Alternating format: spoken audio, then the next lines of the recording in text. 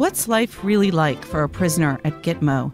Mark Danner will talk about Guantánamo Diary by Mohamedou Ould Slahi, which he reviews on our cover this week. He recounts the treatment he was given, the various tortures that were applied to him, and in some detail he tells us the falsehoods that he created. What is OCD, and can its sufferers do anything about it?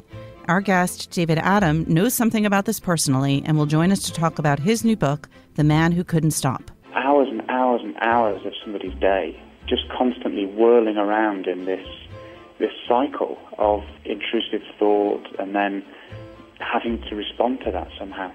Alexander Alter will be here with notes from the publishing world, and Greg Coles has bestseller news. This is Inside the New York Times Book Review. I'm Pamela Paul.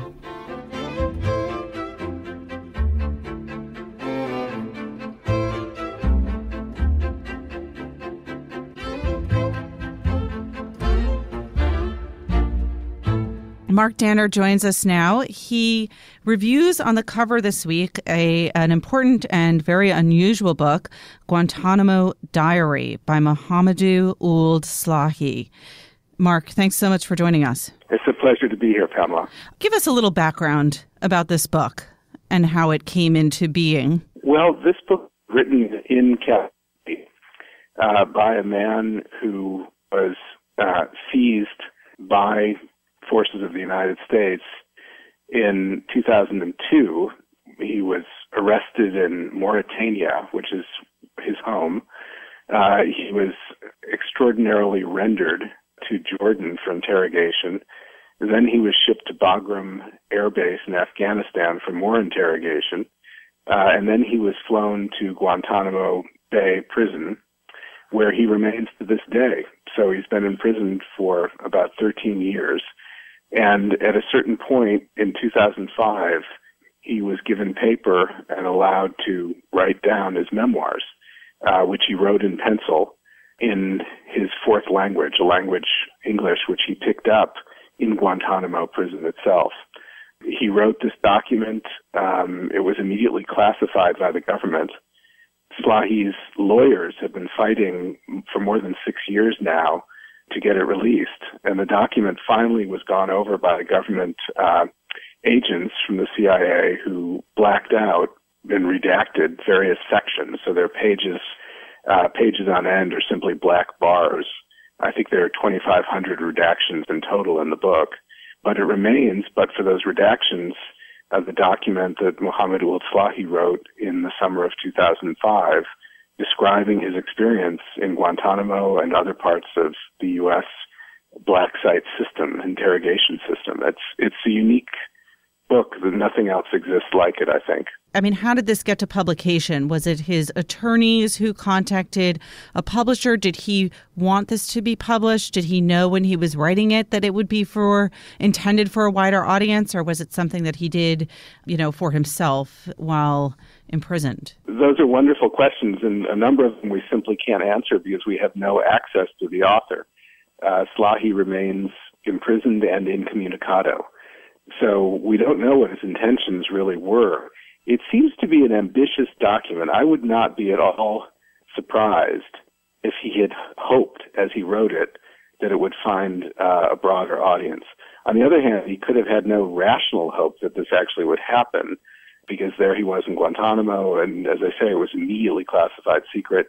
And really the his lawyers were the ones who pushed through and finally got permission to publish it. He actually, Larry Symes is the editor of the book, and he notes that the book has been edited twice, once by him, once by the government redactors, and that the author has seen neither one of those editings, that, the author has not seen the book and has not seen the editing that was done.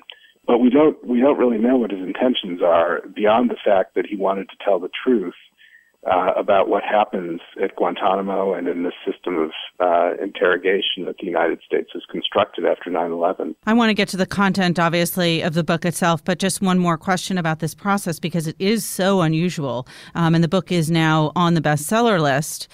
Presumably he is not aware of that. And we actually then don't even know if he wanted it to be a book, is what you're saying. We don't actually know if his intention was to have it published or not. I think we can be pretty certain by internal evidence that he had intended this to be his memoir, and that he would be very happy to know that it was published. And I would assume he knows now from his lawyers that it has been published. That's just my assumption. Right. I don't know the details of the communications. But what we certainly do know is there's not going to be an author publicity tour for this book. It's splendid, I think, that it's a bestseller, but the circumstances of its author and its authorship remain uniquely sad. Let's talk about Mohamedou Slahi, the man, and what the circumstances were of his arrest. And he was 30 years old. He was an electrical engineer. How did he come to the attention of the Americans, of intelligence community? Why did they arrest him? Well, I think it's important to acknowledge that he had been a member, I should say, of Al-Qaeda. He joined Al-Qaeda in the early 90s at a time when it was fighting in Afghanistan, in effect on the side of the United States. So it was a very different Al-Qaeda. It had not yet declared war against the United States. It was not yet fighting against the United States. It had not yet attacked the United States. He was fighting in Afghanistan under their banner. He also has a fairly close, well, I shouldn't say close relative, it's a distant cousin who also happened to be married to his sister for a while, who was a close advisor of Osama bin Laden. He knew Ramzi bin al-Shibh, who was one of the planners of the 9/11 plot. So he's not simply a guy wandering around the streets who was picked up by mistake. He certainly had connections to Al-Qaeda and earlier Al-Qaeda before the attacks, as I said. And there was reason for suspicion, without a doubt. But Ramzi bin al-Shibh later on said that Slahi was one of the main recruiters for 9/11 under interrogation. Yes, he said that under what seems to have been very brutal interrogation in Morocco, in a black site, a secret site in Morocco. One of the fascinating things about this book is it shows in very intricate detail how the methods of interrogation used by the United States contributed to creating a tissue of falsehoods and lies simply by brutalizing people to the extent that they needed to make up things to satisfy their interrogators. And it shows that in very intimate terms when it comes to Mohamedou Slahi. It shows what, he recounts the treatment he was given, the various tortures that were applied to him. And in some detail, he tells us the falsehoods that he created, the kind of lies and fantasies that he spun and that pleased to no end his interrogators. He created plots out of thin air. He implicated people about whose guilt he knew nothing at all. He just made things up because he felt he had no choice but to do so. And one theme in the book is his guilt at doing that. But even as he's doing that, you have Ramzi bin al-Shibh in Morocco being tortured fairly heavily, apparently making up, confirming, I should say, interrogators' suspicions about Mohamedou Slahi, who at the same time is in Guantánamo. So you have a system of kind of self-reinforcing fiction going on, whereby many people, are under the force of brutal interrogation, left with no choice but to try to satisfy the interrogators' own beliefs and own fantasies about their guilt. This isn't to say that some of these people interrogated weren't guilty. Some of them certainly were. But it also seems very convincing to me, reading Slahi's book, the interrogators in many cases forced him to say things that simply weren't true. And this happened repeatedly. So just to take the point of a skeptical questioner for a minute, and they say, well, look, this guy, as you said, he was a member of Al-Qaeda. He had these various connections. How do we know, or do we know, or does it come across in this book that he is, in fact, not guilty of any of these things? It's a fascinating question. And I think that the book cannot prove definitively that he is innocent. The nature of the charges are such that they cannot be disproved by Mohammed Ould Slahi beyond pointing to certain concrete details. For example, he's accused repeatedly of being the mastermind of the Millennium Plot to blow up the Los Angeles International Airport. And he's accused of this because he went to the same mosque in Montreal as Ahmed Razam, the Millennium Plotter. But it eventually is proved, he claims it, and it eventually is proved, that he arrived in Montreal, that is Mohamedou Ould Slahi, after Razam had left. But in many cases, there are factual realities which contradict the charges of the interrogators. But there are other times when we really have, when we talk about the guilt of Slahi, we really get down to the issue of suspicion, fact, and true guilt. Mm-hmm. And the fact is that if we go under the reasoning, say, of former Vice President Dick Cheney, it's simply better to take a guy like this about whom you have suspicions and lock him away. It's simply safer. And all right, he might be innocent, it's conceivable, but the country can't afford to take that kind of risk. Therefore, we have to put him in indefinite detention and keep him away from any plotting and any danger to the United States for the rest of his life. That's one way to think of it. And in fact, that is the path that the United States has followed. But there's another way, which is that we only punish people or imprison them indefinitely when there can be demonstrated that they have some guilt, that they have done things that show them to be guilty. And I think it's has been pretty convincingly shown that Slahi has not done this. In 2010, federal district judge granted his habeas corpus petition and ordered him set free.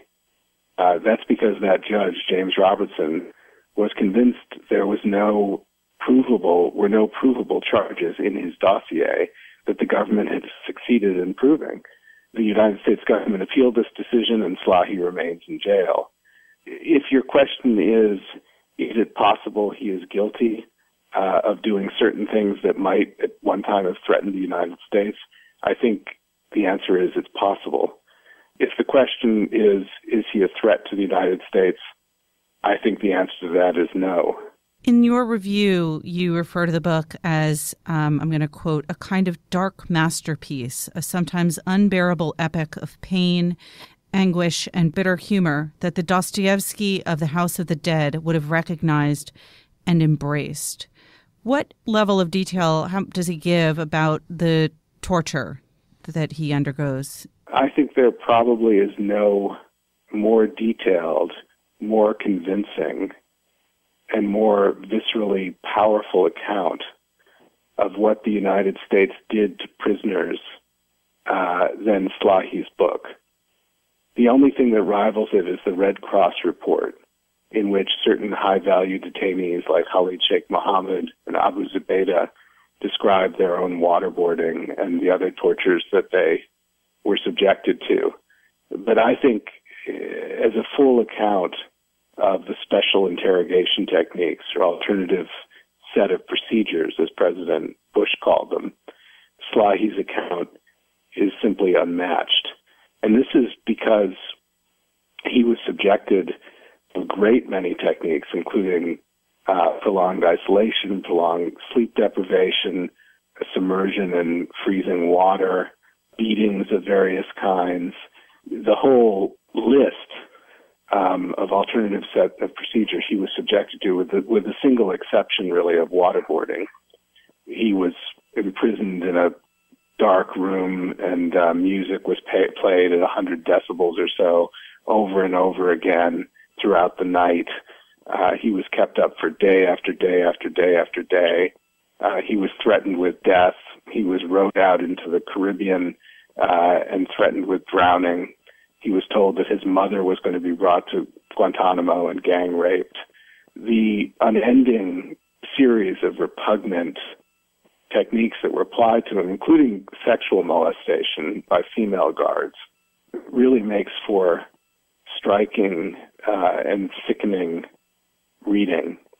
What is, I think, invaluable in his account is that he's extremely intelligent, and he describes these techniques and what happened to him in a sensitive, detailed, self-knowing way.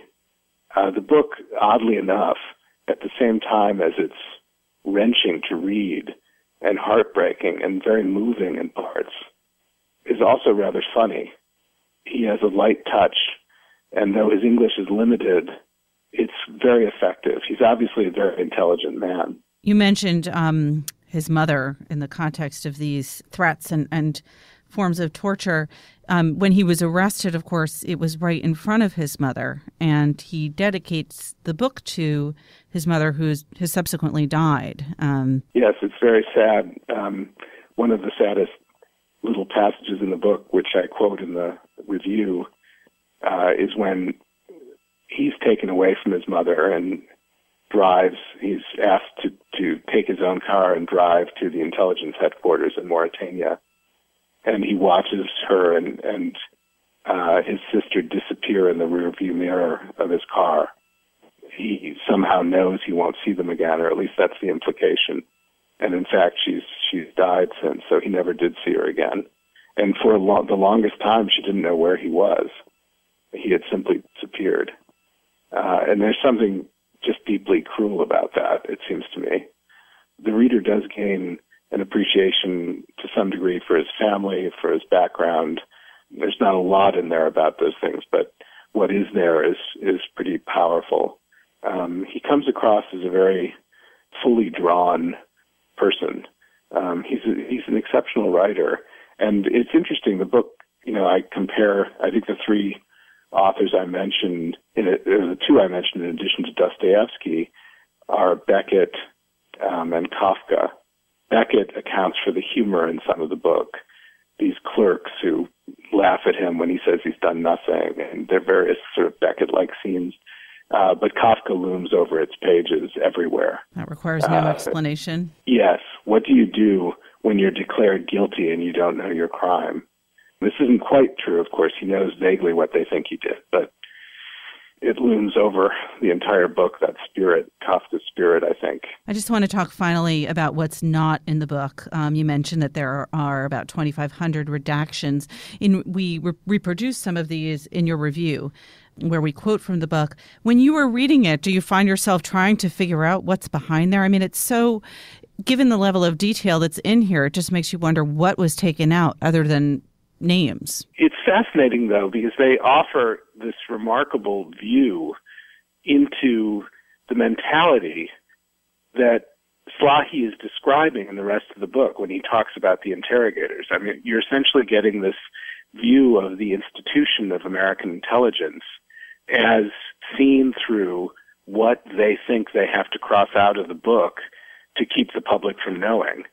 In truth, many of them are absurd and stupid, many of these redactions. For example, there's an obsession with taking out personal pronouns when the interrogator is a female. So you will know consistently the word she is taken out. She then did this, she then did that. But almost always in one of these passages, one of the she's will be retained. They simply are very sloppy.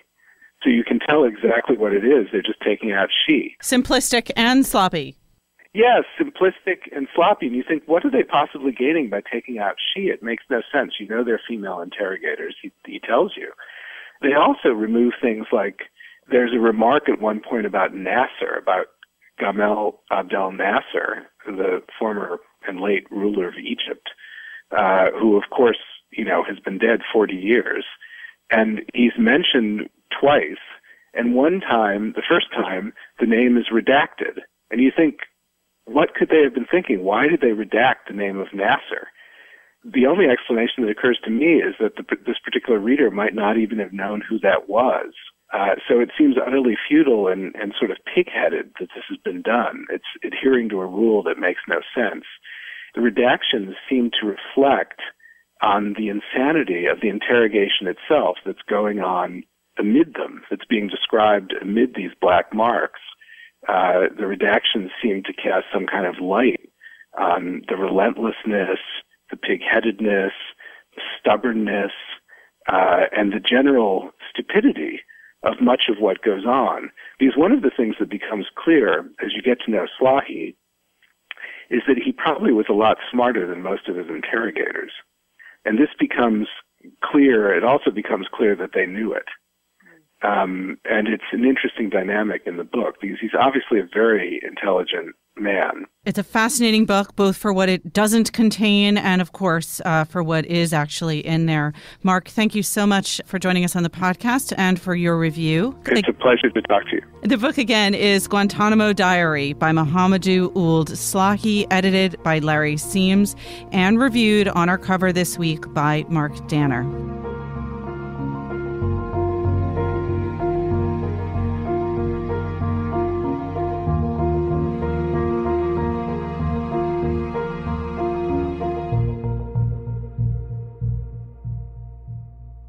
Alexandra Alter is here now with news from the literary world. What's going on, Alexandra? So we're pretty early in 2015, but it looks like we already have our first breakout big bestseller, and it's one that I'm sure you've heard of now, The Girl on the Train by Paula Hawkins. The thing that's interesting about this book taking off so quickly, it's already got 300,000 copies in print, up from a first printing of 40,000 copies, is that you don't usually see authors from overseas just exploding out of the gate here, and that's what happened with Paula Hawkins. She's from England, and she's basically unknown. She's published other novels, but under a pen name. And romance novels, right? Novels, romantic comedies, which really is not her forte. I spoke to her, and she confessed that she's got a very dark side, and she found herself injecting kind of violence and tragedy into these fluffy romantic comedies, and that's when she decided she really needed to explore this other side of herself as a writer. But it's kind of an interesting publishing story. You know, they expected this book to do well, but to the extent that it has taken off, you know, everyone was unprepared. They just keep going back to the printer. And this book sort of fits into this new trend of young female crime writers who are exploring sort of literary suspense in a new way. So people like, you know, Gillian Flynn and Harriet Lane, who's also from England, and even Megan Abbott and Tana French. These are sort of they're not conventional thrillers or conventional crime stories, but they really take characters and situations and sort of build suspense into them that way. And the writing's very sharp. Very sharp writing. And, you know, The Girl on the Train, like Gone Girl, has an unreliable narrator. In this case, it's an alcoholic woman who is prone to frequent blackouts. And then she's convinced that she's witnessed something from a train that could be key to solving this girl's disappearance. And so she can't really trust her own memories, and no one else will trust her. So it's got that kind of element built in where you don't know if she's telling the truth, and she doesn't even know if she's telling the truth. No spoilers. No spoilers. Who's published this book? So this is from Riverhead, which is another interesting kind of piece of it because they're known for publishing literary fiction like Chang-Ro Lee and Khaled Hosseini, and they don't really do thrillers. But the editor there, Sarah McGrath, told me that she read this book and she felt like the writing was of such a high quality and sort of the issues that it tackles were so sort of complex and meaty that she felt like it fit really well on their list. Was it published in the UK first? It came out at the same time. It was a simultaneous publication, and it's sold now in 33 countries. And it's been optioned for a film by DreamWorks. How's it doing over there? Over there, it's doing incredibly well. They wouldn't share sales figures with me, but they've reprinted it 6 times already, and it's at the top of the bestseller list, like it is here.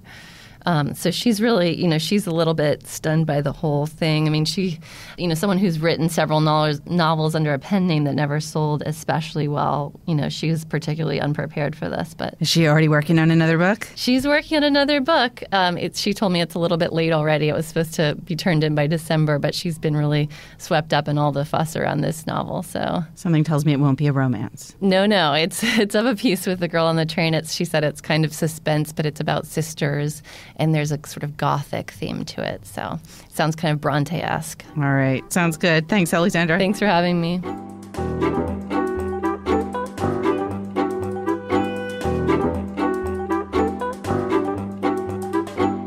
David Adam joins me now from London. He is the author of a new book, The Man Who Couldn't Stop, OCD and the True Story of a Life Lost in Thought.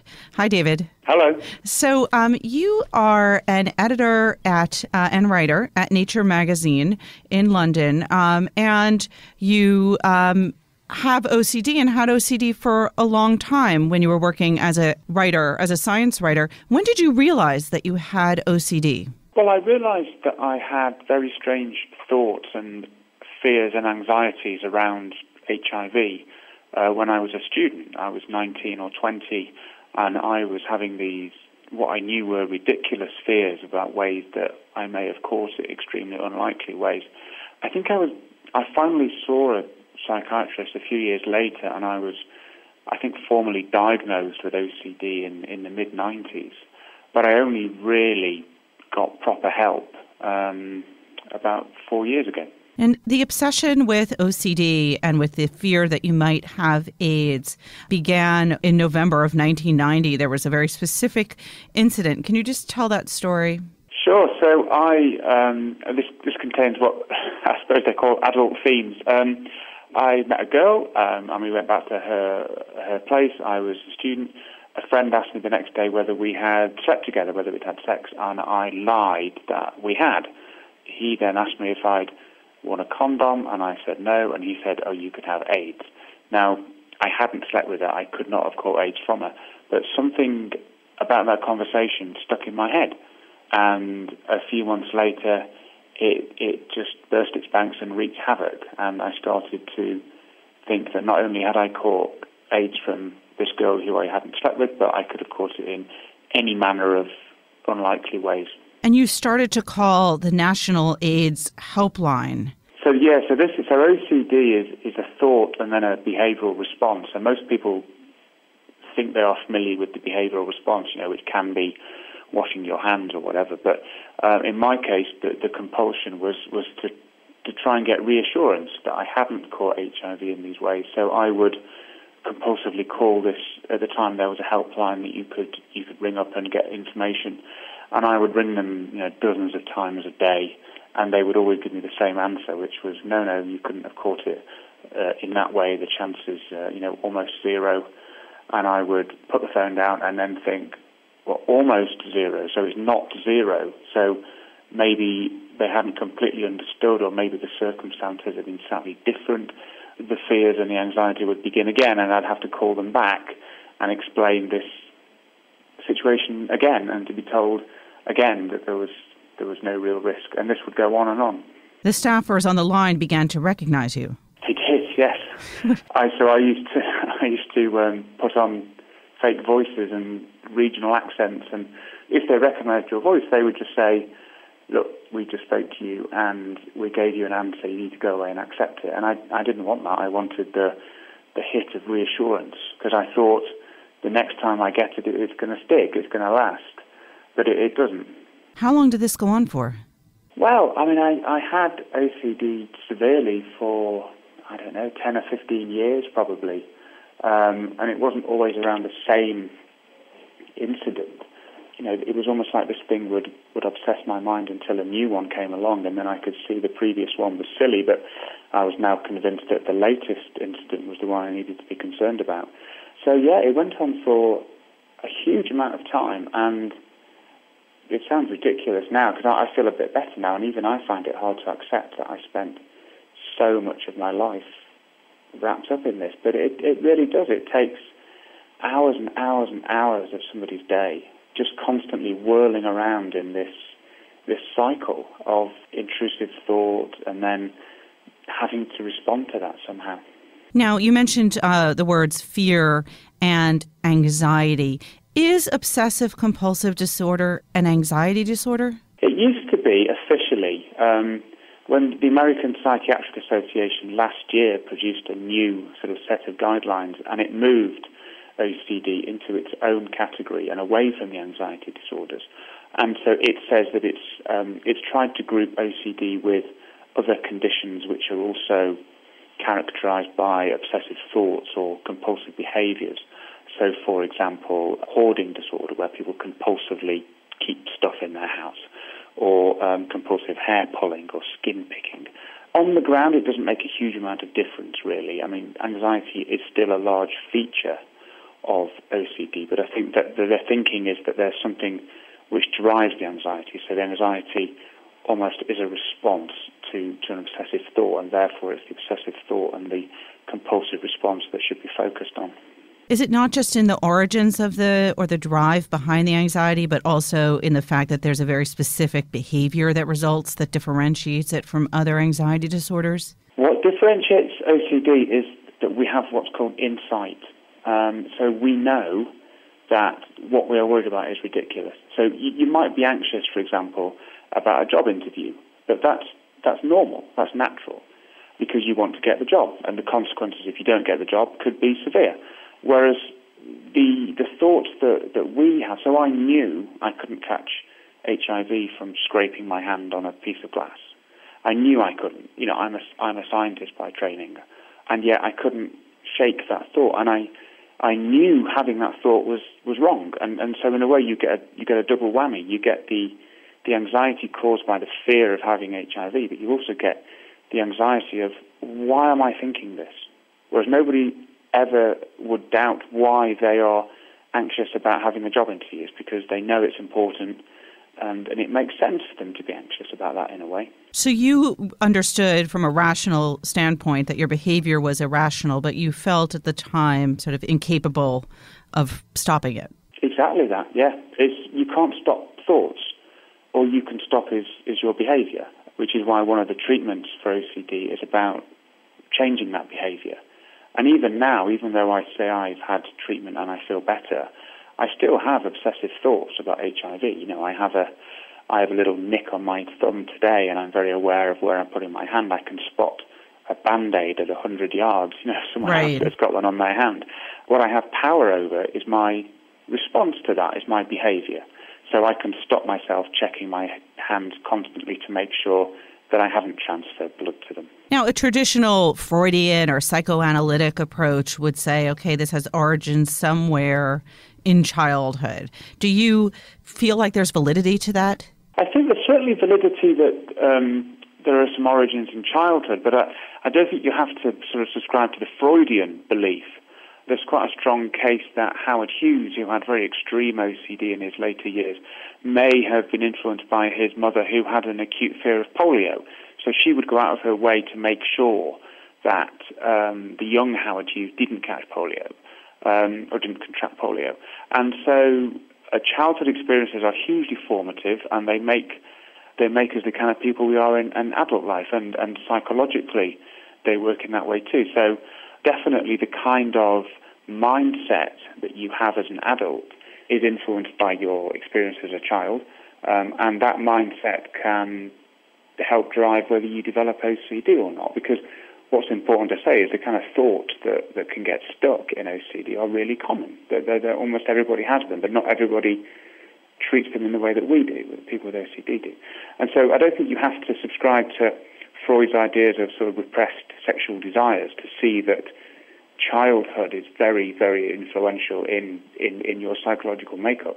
When you look back, this incident that we talked about earlier, the sexual encounter when you were a first-year college student, do you see before that there were any incidents or episodes that you hadn't previously noticed, but that you now, in retrospect, see as OCD-like? Yeah, I think so.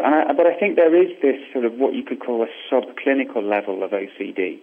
There is this little phrase that people use, I'm a little bit OCD about that. And some people with OCD get a bit cross about that. But actually, lots of people do have it a little bit. And so I would always check the back door was locked 3 times, or I would always make sure that I had my passport in my pocket when I was going to the airport, and I'd check again, and I'd check again. That's kind of in the normal scale. Most people have some experience of that, but not all of those people develop OCD. So although I had the signs, I suppose, back in the day, so do lots of other people who didn't develop OCD. So it doesn't necessarily follow that I was, that my case was a worsening of those initial stages, because we do know that most people have a little bit of obsessive thought, and some people have a little bit of compulsive behavior, so they have a bit of the O and the C, but what they probably don't have is the disorder, the distress that's caused by that just going haywire. And so that's the difference, I think, between people who don't have OCD and people who do. It's about the impact that these behaviors and thoughts have on your life. The current statistic, as I understand it, is that between 1% and 3% of people will have OCD in some way over the course of a lifetime. Does that mean that for many people, OCD can be sort of episodic, or it can be, I had it from when I was 18 to when I was 34, and then I didn't? Yeah, I suppose it could mean that. I mean, there's not huge amounts of evidence that people grow out of it in time. Usually, once you have it, you're kind of stuck with it until you get treatment. I don't want to scare people, but phrasing it that way could also mean that some people haven't yet developed it. They may go on to develop it. And there's lots of evidence that people do develop it in later life, although most people develop it when they're sort of teenagers. I think what it shows is that it's probably a lot more common than people realize. And every time I do an interview like this, I always get emails from people saying, "Oh my goodness, I thought it was just me." I think the reason people don't tend to talk about these kind of strange thoughts, because they do tend to be in quite taboo areas like violence or sex or whatever. Did you keep your own experience with HIV to yourself? Did you? I did, yeah, I did.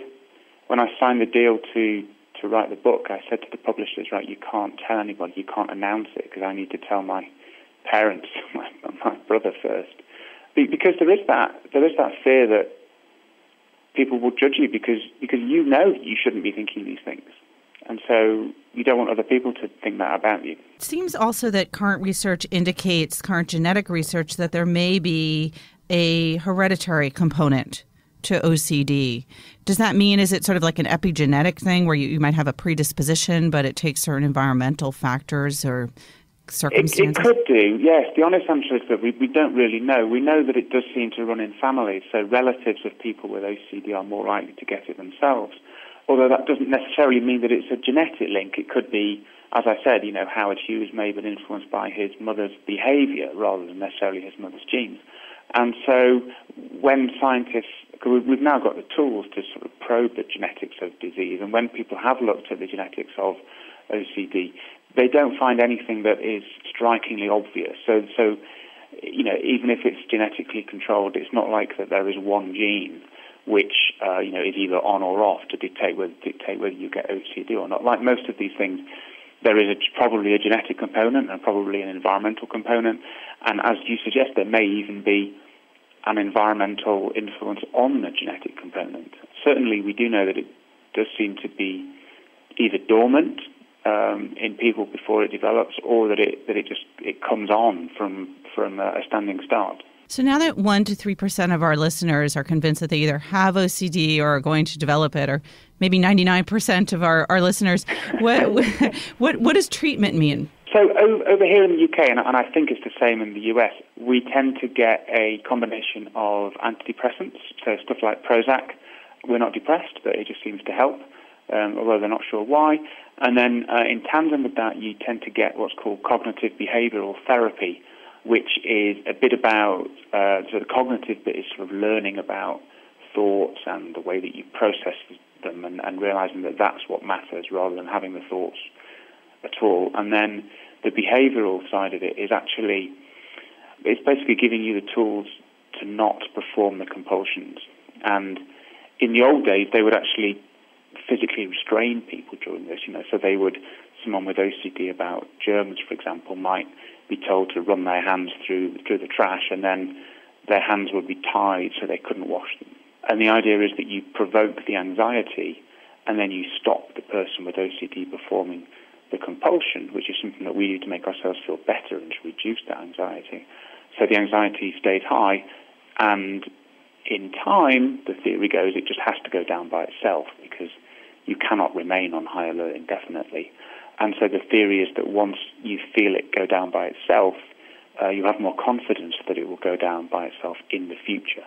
So, for example, when I get that thought about could someone else have blood on their hands, and we shake hands, rather than me checking my hand for blood as I want to, I now have a relative degree of confidence that if I just live with that anxiety for a bit, it will go down, and then you break that cycle that we talked about between the thought and the behavior, because by not performing that behavior, the thought's less likely to come back. this might be overthinking it or unlikely, but CBT, as I understand it, is you sort of retrain your brain with new behaviors in order to prevent previous patterns from occurring. If you have that predisposition to something like OCD, is there not the risk that you sort of retrain your brain and then sort of obsessively do the new behaviors that you learned in order to avoid the old ones? I suppose, I mean, I'm not a psychologist. Right. I suppose there might be. The way I think of it is more that I think what they do is identify a behavior which has a negative effect.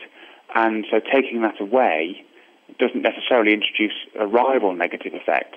So, for example, we talked about interpretation of thoughts. Some people believe that to have a thought is the same as to do whatever it is you're thinking about. So the classic example from the Bible is adultery in the mind is as bad as in the flesh. So just to think about having sex is as bad as having sex with somebody. So if you're that way inclined, then to have those thoughts about having sex with somebody who you shouldn't, you're going to find incredibly distressing. You're going to think that it's as bad as if you were going out and sleeping with them. Whereas if you learn that actually those thoughts are common and harmless and they do not indicate that you're likely to do that, to follow it through and to perform that behavior, once you recognize that they're just thoughts and they're common and they don't signify anything, then it's much easier to let those thoughts come and go. Now, I don't think there's a downside to that. So in a way, you've taken away something which can cause a negative effect, but you haven't introduced anything else. One last question. You've written this book, as you mentioned before. You wrote it. You were very much secretive about this, your own experience with OCD. What's it been like now for you? This is out now, obviously. It's been out in the UK. You go into work every day. All of your colleagues know about it. Was it frightening? Does it feel like a relief? How does it feel?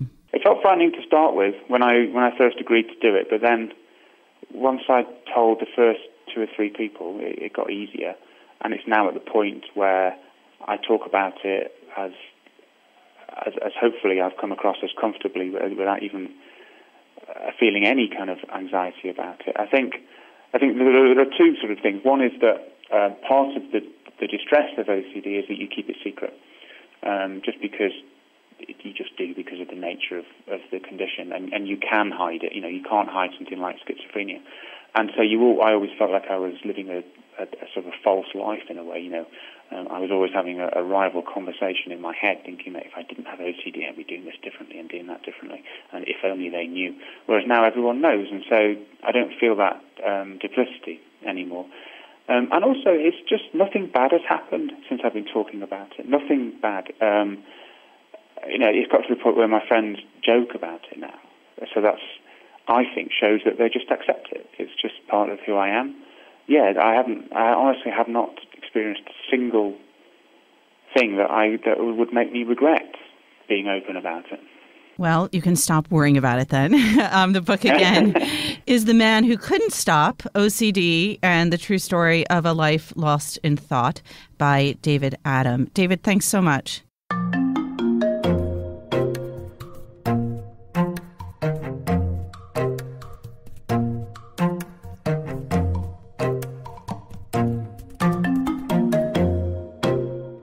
Greg Coles has bestseller news. Hi, Greg. Hi, Pamela. It looks like a busy week. Yeah, there's some new books. But before I get to those, I wanted to take you back a few weeks. You may remember that in my column about a month ago, I reprinted a nonfiction bestseller list from 30 years ago, talking about how the list really hasn't changed much in that time. The categories of books were all basically the same as what's on the list now. Well, in this past weekend's book review, we ran a letter from a reader named Jean Bergantini Grillo, who said the categories of books may not have changed, but the authors have, because the 2015 list has a lot of female authors, and the 10 books that I printed in my column had no female authors. They were all men. There weren't women back then. So I just wanted to point out that in fact, there were women on the hardcover nonfiction list 30 years ago.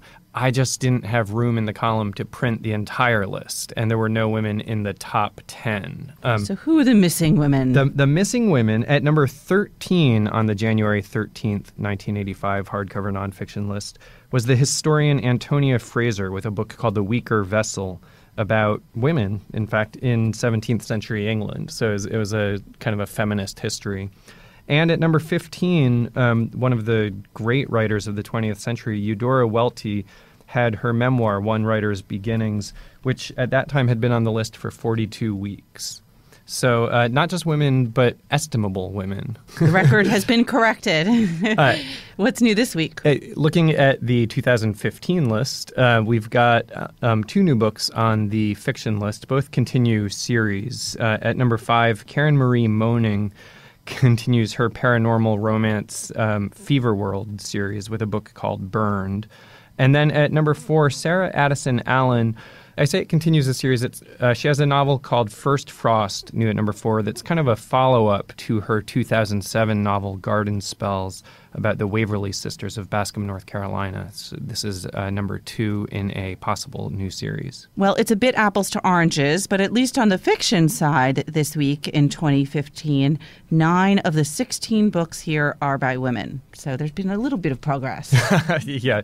All right, what's on nonfiction? On nonfiction, there are also some books by women, including a new book, which I'll get to in a minute. There are 4 new titles in nonfiction, starting at number 14 with a book that is currently on the cover of the book review, Mohamedou Ould Slahi's Guantánamo Diary. Then at number 11, Eric Foner, the historian, has a new book called Gateway to Freedom, which looks at New York City's role in abolitionism and specifically the Underground Railroad. And that's reviewed this week in the book review by Kevin Baker. Then at number 10, Alexandra Fuller, the woman I talked about, has a memoir of her divorce. It's called Leaving Before the Rains Come. This is her 3rd memoir and her 3rd to hit the bestseller list. Fuller grew up in Rhodesia during the Civil War there, and her first memoir was called Don't Let's Go to the Dogs Tonight. It was about that time. Then she wrote a memoir that was about her very complicated, very strong mother that was called Cocktail Hour Under the Tree of Forgetfulness. That also hit the list. And now this book, I talked to Fuller recently. She told me that it's not really about her divorce. The divorce happens, but it's no more central than her sister's death or the way she was raised or other facts of her life. Still, it is a book that she hesitated to show to her children. She told me that there's a fine line between protecting your children, as you should, and smothering them to the point that you're denying the facts of life to them. So she did ultimately offer to read relevant bits of the book to her older 2 children, who are 21 and 17. Her 21-year-old daughter took her up on it. Her 17-year-old son told her, "Mom, I lived it. I don't need to read it." But clearly other people are, and some people are really saying this is the best of the 3 memoirs, so it's getting a very nice response. She is getting better and better. One thing that she told me that I did not have room to put in the column, but that I thought was a choice quote, was, "I do so well in chaos. It's order that terrifies me." And then the last new book on the hardcover nonfiction list this week is at number 3. It's by the former Arkansas governor and Republican presidential hopeful Mike Huckabee, called God, Guns, Grits, and Gravy, which is basically a salvo in the culture wars, pitting the good Bubbaville against the evil Bubbleville of the coasts and Washington, D.C. So those of us D.C. who don't like grits and gravy, we're on the wrong side. That's right. All right. Well, now we know where we stand, or at least I do, in terms of those food items. All right. Thanks, Greg. Thanks, Pamela. Remember, there's more at nytimes.com/books. Our producer is Jocelyn Gonzalez, and you can always write to us at books@nytimes.com. Thanks for listening. For the New York Times, I'm Pamela Paul.